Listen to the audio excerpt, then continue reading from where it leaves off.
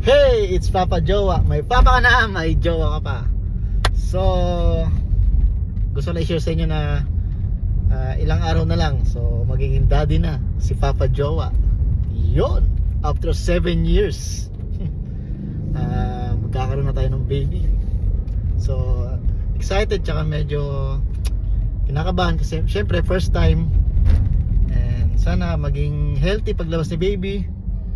Sabi ko lang muna sa inyo, sa mga nagtatry dyan, yung mga 3 years, 4 years, 2 years, huwag kayong mawala ng pag-asa. Kasi nga kami nga 7 years bago nagkaroon.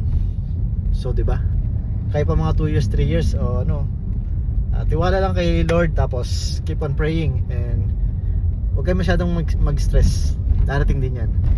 So, yun lang, and update ko na lang uli kayo. It's Papa Jowa. May papa ka na, may jowa ka pa. Bye-bye.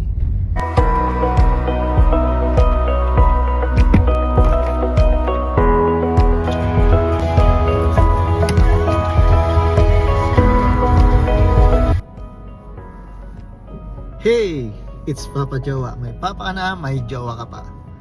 So, andito na kami ngayon sa Cabanatuan. Mag-stay muna kami dito sa bahay ng tita ko. Then, tomorrow, siguro mga early dinner. Yan, pupunta na kami sa hospital. Konting oras na lang. It's gonna be Daddy Jowa.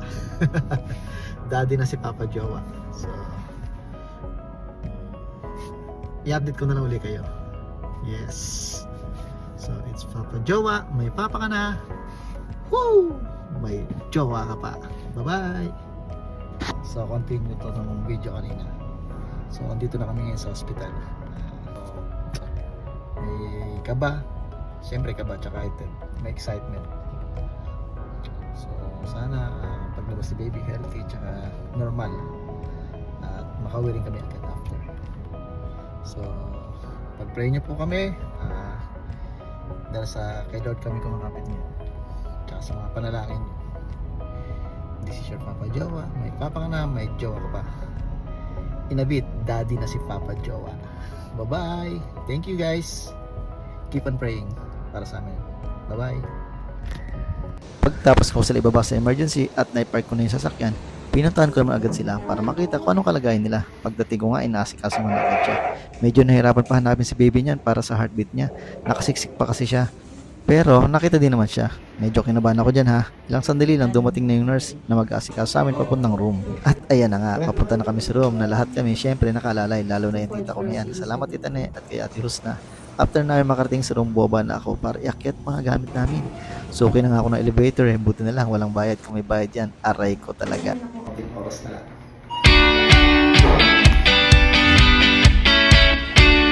At ayan na nga, habang naghihintay kami lahat dyan, syempre, i-enjoy muna namin ang bawat sandali, lalo na yung aircon. Tapos bumawa ulit ako para kunin yung ibang gamit.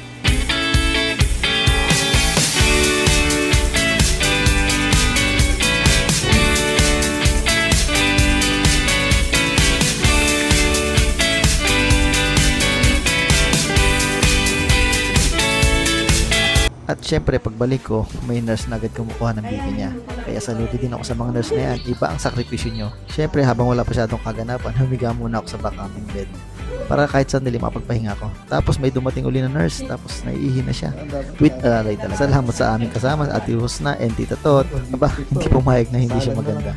At nakapag-lipstick pa para pag nakita siya ni baby, maganda agad ang bubungan sa kanya. Tapos habang walang ginagawa, nag-fill up na ako agad sa PhilHealth namin.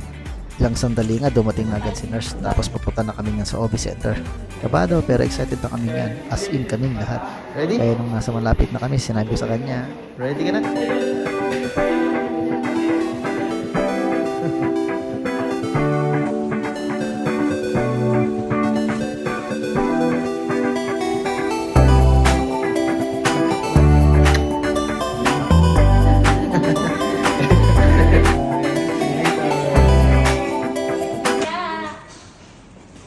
Ayun, pumasok na siya.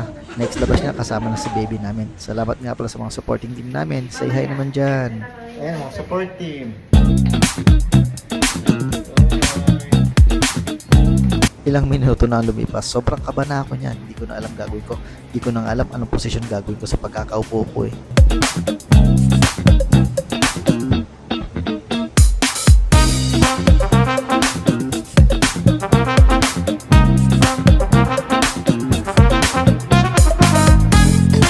Grabe. Natataki ako. Pero ayoko mag-CR. Naiihi ako. Nahihilo. Nasusuka. Hindi ko na alam. Basta. Na-excite ako. Umakit nga muna ako sa room niyan para igayak yung gamit nila. Baka kasi biglang hanapin. Nag-shave na ako para pogi ako pag nakita ako ng anak ko. Para makita niya ko yun. Pogi naman ang dakadi ko. Siyempre. Nakakadalawang ihi na ako. Hindi ako makainom ng tubig. Hindi talaga pag excited daw. Ano ulit?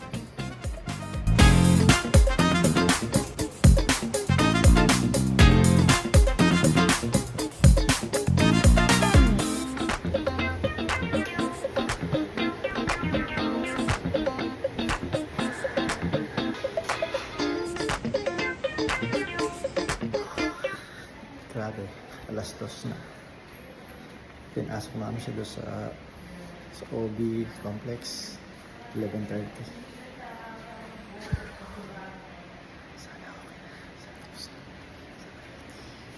Naabutan ko nga silang ayaw pa magsitulog. Ayun, isa nag-i-stretching na. Kaya pati ako nag-stretching na rin. Lahat talaga ng mga kasama ko ayaw bumitaw. Kahit saan na lang matulog, pwede na yan. Yung kahihiga ko pa lang tapos tinawag agad ako sa OB center para magsuot ng gown kasi nga andun na, malapit na. So ayun na nga, sobrang kabado na ako dyan. Nakita ko na si Mahal.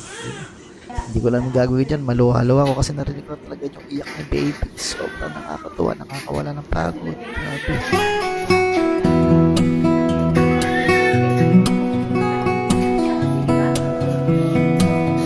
Kaya sobrang bilib ako sa mga nanay dyan. Laging gagawin lahat para lang mailabas ng safe at normal ng mga anak nila. Saludo ako sa iyo, Mahal, sa kalakasan ng loob mo. Ayan na nga po, ilang minuto lang biglang pinakita na si baby. Sobrang tuwa-tuwa kami dyan. Lahat kami nagalak, nanginginig sa sobrang saya. Hello baby namin. Okay, it's Papa Jowa. Papa ka namin, Jowa ka pa. Grabe, sobrang painful. Nakakawala ng pagod, nakakawala ng gutom, stress, mixed emotion. So, sobrang saya. Nakita ko na si baby na yung unang iyak niya yun, papatabang puso na. So, saludo ako sa mga nanay na dumaan sa CS at sa normal. So, talagang yung paa nyo sa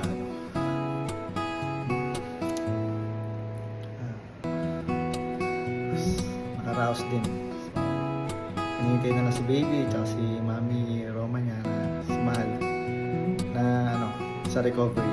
Si baby sobrang healthy tsaka ang puti. Titingnan natin yung ilong. Pero sabi ko naman kahit basta normal tsaka healthy, walang problema doon. So this is your Papa Jowa. Nag-daddy na si Papa Jowa.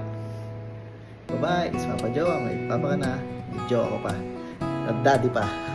Bye-bye. Thank you guys. Salamat sa pagpipray. Sa panalangin niyo lahat.